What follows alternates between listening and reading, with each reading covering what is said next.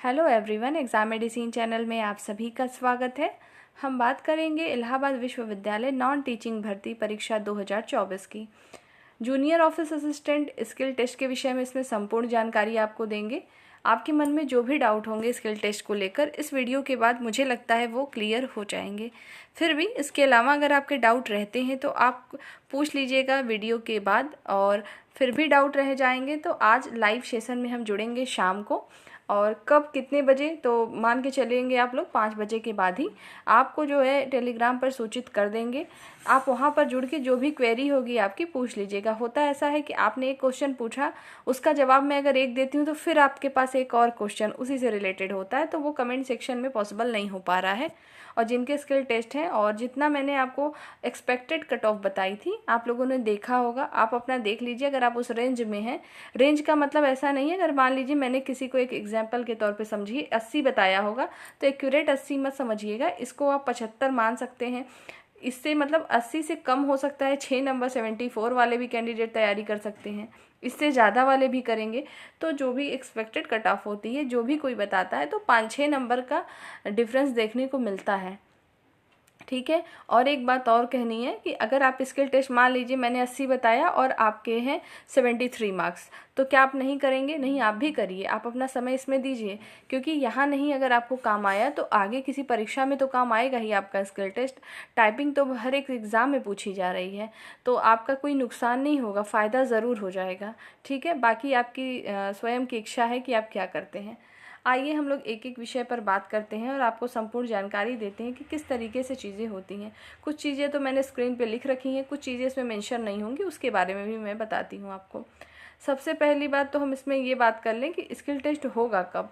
सबसे बड़ी बात तो यही है कि आपके पास समय कितना है।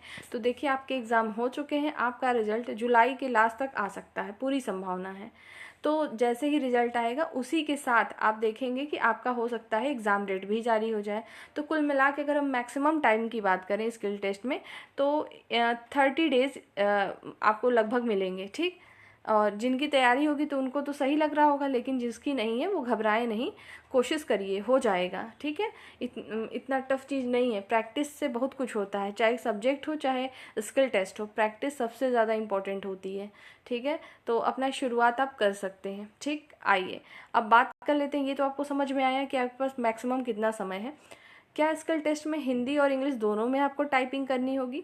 देखिए, जूनियर ऑफिस असिस्टेंट का जो पद है इसमें केवल आपको टाइपिंग करनी होती है। पिछली बार भी केवल टाइपिंग थी, इस बार भी केवल टाइपिंग होनी चाहिए। एक बात बता दूं कि पिछली बार जब आपके स्किल टेस्ट हुए थे तो एक पहले नोटिस जारी हुई थी, नोटिस में लिखा ये था 100 नंबर का स्किल टेस्ट होगा। इस बार अभी ऐसी कोई सूचना नहीं है, तो आप लोग अभी ये मत मानिएगा कि 100 नंबर का होगा या क्वालिफाइंग होगा। जैसा आएगा समय पर आपको हम खुद ही सूचित कर देंगे। तो आप लोग ये मान के चलिएगा जो स्पीड इसमें मांगी गई है उससे एवब जाके करिए, मतलब उससे स्पीड ज़्यादा करिए ताकि वहाँ पर मेंटेन हो सके। तो इस बात का आंसर आपका मिल गया कि क्या स्किल टेस्ट दोनों में होगा? तो नहीं, दोनों में नहीं होता है स्किल टेस्ट, आप किसी एक में देंगे। तो क्या आपके मन के ऊपर है किसी में देंगे? नहीं, आपके मन के ऊपर नहीं है। आपने जब फॉर्म फिल किया होगा तो आपसे ऑप्शन मांगा गया रहा होगा कि बताइए आपको इंग्लिश में करना, हिंदी। तो जिन अभ्यर्थियों ने इंग्लिश वहाँ पे मेंशन किया होगा, आपके एडमिट कार्ड में सॉरी आपके फॉर्म पे लिखा होगा, जिनको ना पता हो अपना अपना देख लेंगे कि उन्होंने क्या किया था, वहाँ पर इंग्लिश किया था या हिंदी किया था। अगर इंग्लिश किए होंगे आप तो आपके इंग्लिश में टाइपिंग आपको देना होगा, हिंदी में किए होंगे तो हिंदी में देना होगा। ठीक है, आप समझ पा रहे हैं इस चीज़ को? आपके मन के ऊपर नहीं है ये चीज़। जब आपको ऑप्शन दिए गए थे, जब आपका विज्ञापन जारी हुआ था, उस नोटिफिकेशन में देखिए वहाँ हिंदी इंग्लिश दोनों की बात कही ज़रूर गई थी। लेकिन अगर हिंदी में कोई कैंडिडेट करेगा तो उसकी स्पीड कितनी होनी चाहिए? 25 वर्ड पर मिनट। कितनी स्पीड होगी? इसका आंसर मैं दे रही हूँ, 25 वर्ड पर मिनट हिंदी की स्पीड। और इंग्लिश में अगर आप टाइपिंग करेंगे तो 30 वर्ड पर मिनट की आपको टाइपिंग करनी पड़ेगी। तो देखिए 30 वर्ड पर मिनट। अगर इस बार ऐसा हुआ कि 100 नंबर का स्किल टेस्ट न होके क्वालिफाइंग नेचर हो गया तो दिक्कत हो जाएगी। जब क्वालिफाइंग नेचर होता है तो प्रॉब्लम कहाँ आती है कि आपका एक्यूरेट जितना मांग लिया गया उससे 1 पॉइंट भी कम हुआ तो आप फेल हो जाते हैं। और जहाँ पे नंबर मिलते हैं, जैसे आप देखिए, जैसे अगर कोई अभ्यर्थी हो इसमें, जैसे आपने कभी यूपीपी यानी Uttar Pradesh police computer operator, इसका अगर एग्ज़ाम दिया होगा तो उसमें 15 मिनट की हिंदी टाइपिंग होती है, 15 मिनट की इंग्लिश टाइपिंग होती है, दोनों क्वालिफाइंग होता है। अगर 1 पॉइंट भी कम रहता है, 25 हिंदी 30 इंग्लिश मांगता है, तो आपको फेल कर दिया जाता है, इसमें कोई नंबर नहीं मिलता है। और जो आपकी अधीनस्थ सेवा चयन आयोग है, जिसमें जूनियर असिस्टेंट की वैकेंसी आती है, उसमें क्या है 5-5 मिनट की टाइपिंग होती है, इसमें भी क्वालिफाइंग नेचर है, नंबर नहीं दिया जाएगा, सीधे फेल कर देंगे। लेकिन यहाँ पर हाई कोर्ट की बात कर ले हम, तो हाई कोर्ट में आपको नंबर दिए जाते हैं। जैसे आरओ की बात करें, जैसे 50 नंबर का है तो कम से कम इन्होंने कहा 17 नंबर आप ले आइए।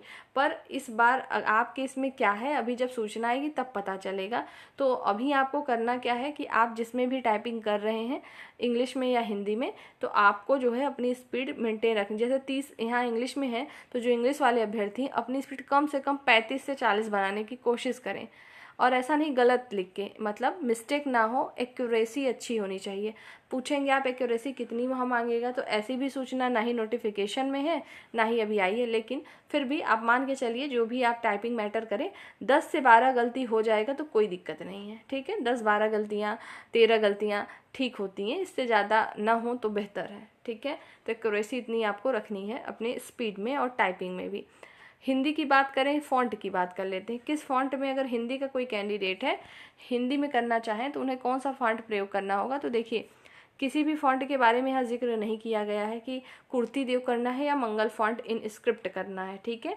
आपको जिसमें अभी आता हो आप उसी में करते रहिए, ठीक है। उसमें आपको कोई दिक्कत नहीं आएगी, आपको ऑप्शन मिलेगा।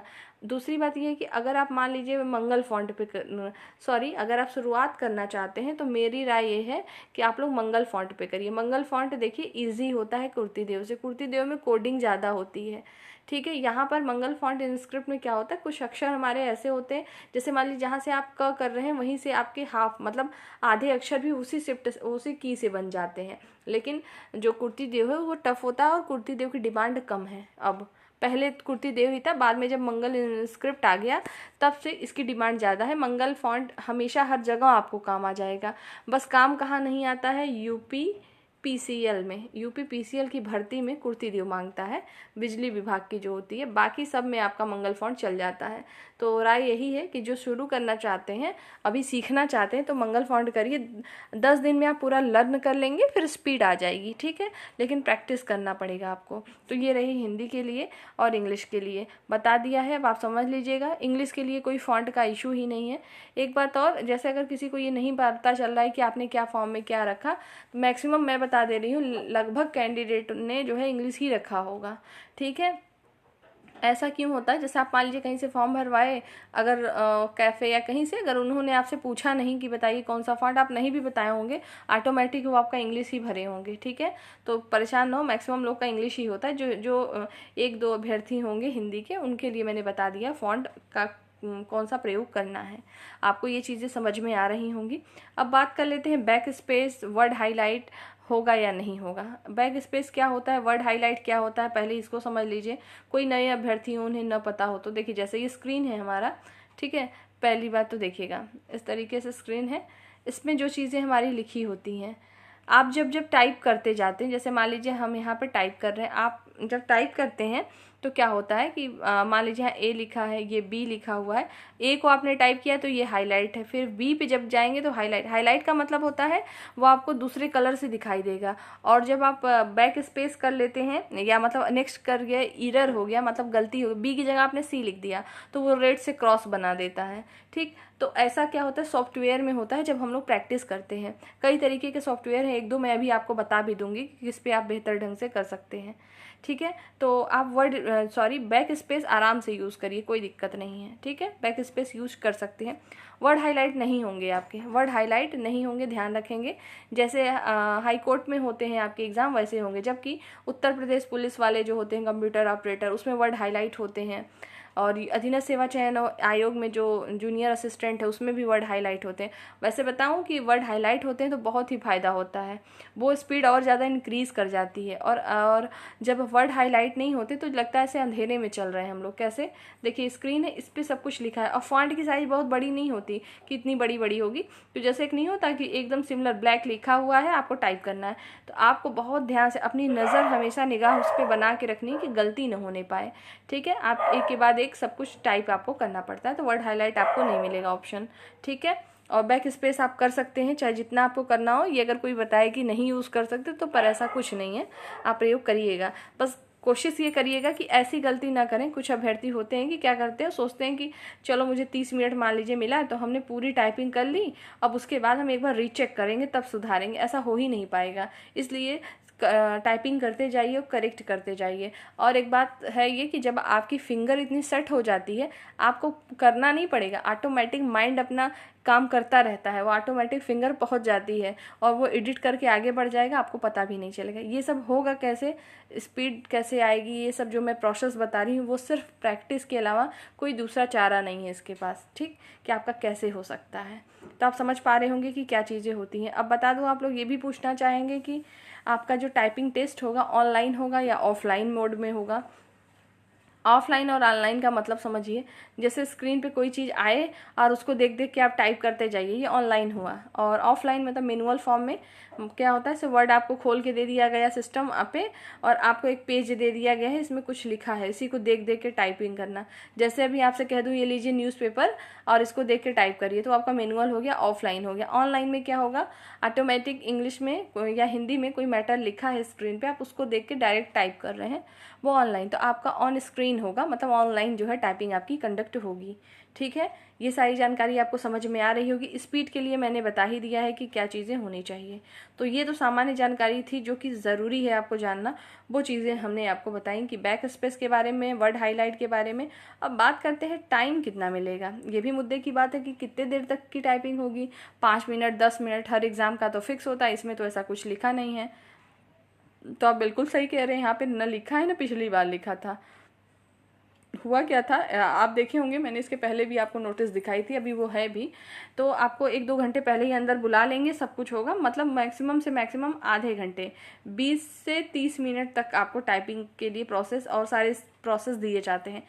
तो एक्यूरेट कब कैसे पता चलेगा कितने मिनट की टाइपिंग कराई जाएगी, तो जब अभी आपका नोटिस आएगा, आपकी स्किल टेस्ट से पहले एक नोटिस जारी होगी, जब होगी तब उसमें सब कुछ लिखा रहेगा। फिर मैं आपको बताऊंगी कि आपको इस बार कितने देर की टाइपिंग करनी है। पिछली बार वाले में यही था, 20 से 30 मिनट तक का आपको टाइम दिया गया था, आपको मैटर टाइप करना था। एक बात और है कि गलती तो अलग बात है कि हम कोई चीज़ लिख रहे हैं पेज पे, वो गलती कर दें। कभी कभी क्या होता है, यहाँ पे जैसे हमने 500 वर्ड लिखे हैं, ठीक है, और आप जल्दी जल्दी के चक्कर में टाइपिंग करते चले गए और आपने स्किप कर दिया, मतलब बीच में छोड़ दी लाइन, फिर आगे टाइप किया तो 500 वर्ड तो यहाँ दिया गया था, लेकिन आपने पता लगा कि 485 वर्ड की 50 वर्ड छोड़ दिए। तो ये मिस्टेक ना होने पाए, तो काफ़ी चीज़ों पर आपको ध्यान देना होगा, काम करना होगा। तो जिनको आती है टाइपिंग, जिनकी प्रैक्टिस ऑलरेडी है, मतलब 30 की और 25 की स्पीड बन रही है इस समय दोनों की, तो आप लोग 1 घंटा 1.5 घंटे देंगे अभी तो काफ़ी है आपके लिए, आराम से हो जाएगा। लेकिन ऐसे अभ्यर्थी जिनको बिल्कुल नहीं, उनको ज़ीरो से शुरुआत करनी है, ठीक है, तो आपको तो ज़्यादा मेहनत करनी पड़ेगी, आपको लर्निंग करना है। 30-35 दिन का मुश्किल से समय मिलेगा, आप जितना समय अपना दे सकते हैं दीजिए। और हो सके अगर घर पे बैठ के, यानी रूम पे, घर पे, जहाँ भी आप रहते हो वहाँ प्रैक्टिस कर रहे हैं तो ठीक है, लेकिन एक बार को इंस्टीट्यूट कोई ज्वाइन करके 15-20 दिन कर लीजिए। ऐसा क्यों मैं कह रही हूँ, क्या होता है, माहौल का बड़ा असर होता है। अकेले में टाइपिंग करना तो स्पीड बढ़ी रहती है। अब जब सामूहिक रूप से हम टाइपिंग करते हैं, आपको डर लगा रहता, डर नहीं लगता, वो मन में रहता है कोई मेरा देख रहा है कि मैं कितना कर रहा हूँ, कोई देख रहा है कि मैं कम तो नहीं कर रहा। फिर दूसरी बात ये होती है कि जब हम टाइपिंग करते रहते हैं तो जो मेरे साथ में जो लोग टाइपिंग कर रहे हैं, मान लीजिए आप 35 की टाइपिंग कर रहे हैं, आपके बगल वाले 40-45 की टाइपिंग, तो जब उसके फिंगर आप देखते हैं ना चलते, और कीबोर्ड से जब वो साउंड आता है तो ऑटोमेटिक घबराहट होती है और आप स्पीड और कम हो जाती है। तो ये सारी प्रॉब्लम आपको एग्जामिनेशन हॉल में ना फेस करनी पड़े, इस वजह से आप किसी इंस्टीट्यूट में जहाँ आसपास मिल जाए आसानी से करिए। अगर ऐसा नहीं है सुविधा, हो सकता है कुछ अभ्यर्थी ऐसे हों जो कि ऐसे जगह रहते हैं, जैसे मान लो कहीं आउट में है आप, गाँव है या कहीं है, तो आपको क्या करना चाहिए, आपको जैसे आपके फैमिली मेम्बर में कोई होंगे, मतलब जो भी भाई बहन छोटे बड़े, तो उन लोग के सामने प्रैक्टिस करिए, उनसे मतलब वो लोग आए जाएँ। आप एकांत ज़्यादा मत खोजिए इसके लिए, क्योंकि वहाँ अकेले आपको नहीं दिया जाएगा कंप्यूटर, तो भीड़ में आदत डालिए करने की, ठीक है। सबसे बड़ी बात समस्या टाइपिंग में क्या हो जाती है ना, किसी की 35 भी स्पीड होती है, तो जब उसको सिस्टम पहली बार दिया जाता है तो हार्ट बीट इतनी बढ़ जाती है कि उंगलियां जो है, फिंगर्स जो हैं, वो आपकी काबू में नहीं आती, कंपन होने लगता है। और ये प्रक्रिया 2-4 मिनट चलती है, सबके साथ ये चीज़ होती है, तभी नहीं होती जब बहुत प्रैक्टिस हो जाती है, ठीक है। तो आप इस चीज़ को, अगर कोई पहली बार टाइपिंग किसी भी एग्ज़ाम का पहली बार अगर आपका होगा ये एग्ज़ाम, तो आप को शायद ना समझ में आए, लेकिन जो अभ्यर्थी रेगुलर करते हैं और वो कई एग्ज़ाम दे चुके हैं टाइपिंग टेस्ट, वो इस बात से सहमत होंगे ज़रूर कि ऐसा होता है, ठीक है। तो इस में जूनियर ऑफिस असिस्टेंट में इतनी सारी बातों का आपको ध्यान रखना है। मैंने महत्वपूर्ण चीज़ें सभी आपको इसमें बता दी हैं, ठीक है। बाकी आपके जो रेंज आ रहे हैं नंबरिंग के, उसके अकॉर्डिंग आप करिए।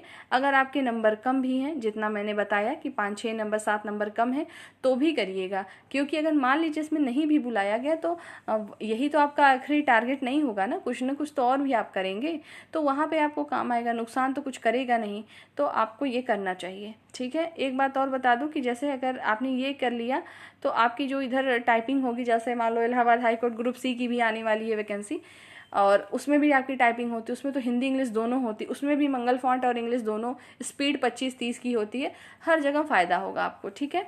और आर ओ में करेंगे तो इंग्लिश में सिर्फ करेंगे तो काफ़ी जगह है। तो उम्मीद करती हूँ आपको सब कुछ इसमें समझ में आया होगा। मैंने कोशिश करी कि इसमें हर चीज़ आपको बता दूँ कि कैसे क्या चीज़ें हैं। बाकी अगर आपकी कोई डाउट होंगे इससे संबंधित, बाकी अगर लेबोरेटरी असिस्टेंट और लाइब्रेरी असिस्टेंट के अभ्यर्थी इसको देख रहे हो तो आप इसको ना देखें, आपके लिए अलग से वीडियो मैं ले आऊँगी जिसमें आपको स्किल टेस्ट के बारे में सारी चीज़ें बताएंगे। दूसरी बात यह है कि कुछ अभ्यर्थी ऐसे हैं लाइब्रेरी असिस्टेंट के, जो हमसे कह रहे हैं कि लाइब्रेरी असिस्टेंट में तो नहीं लिखा है कि स्किल टेस्ट होगा, लिखा हुआ है जो कॉरिजेंडम सिलेबस जारी किया गया था उसमें जाइए फिर से देखिए, टॉप पर ही लिखा हुआ है लेवल 4 में जो है स्किल टेस्ट होना है, लेवल 1 की जॉब में स्किल टेस्ट नहीं है, ठीक है। आप फिर से देख लीजिएगा, अगर जिनको नहीं लगता है कि नहीं होगा तो ठीक है, इंतजार करिए, नोटिस आ जाने दीजिए, फिर आप तैयारी करिए, ठीक है। मैं आपको क्यों गलत बताऊंगी, मेरा इसमें क्या फ़ायदा है, ठीक है। तो यही सारी चीज़ें हैं, बाकी जिनको सही लगे तो करिए फॉलो, नहीं तो फिर भाई अपने हिसाब से कर सकते हैं आप सभी लोग। नेक्स्ट वीडियो में हम आपसे जल्द फिर जुड़ेंगे, तब तक के लिए आप लोग अपना कंटिन्यू प्रैक्टिस करिए और नेक्स्ट एग्ज़ाम की जो है तैयारी भी करते रहें साथ में, केवल इसी को लेके नहीं बैठना है, ठीक है। फिर मिलती हूँ, जय हिंद।